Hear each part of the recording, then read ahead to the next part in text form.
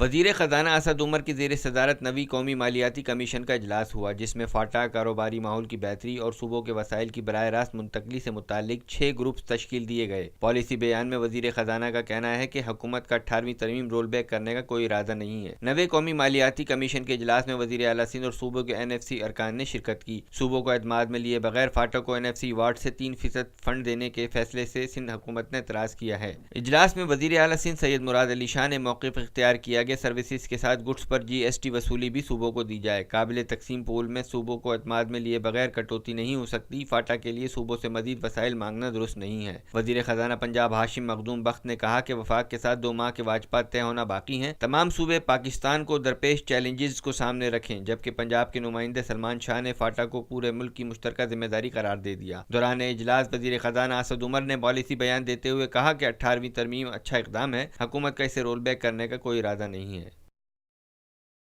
پاکستان میں پہلی مرتبہ حالات حاضرہ کے مختصر مگر جامع پروگرامز، خبروں، تبصروں کے علاوہ دیگر سماجی، تجارتی، ثقافتی، تفریحی، معلوماتی، مذہبی، تعلیمی، صحت اور بچوں کے پروگرامز صرف TNN TV پر۔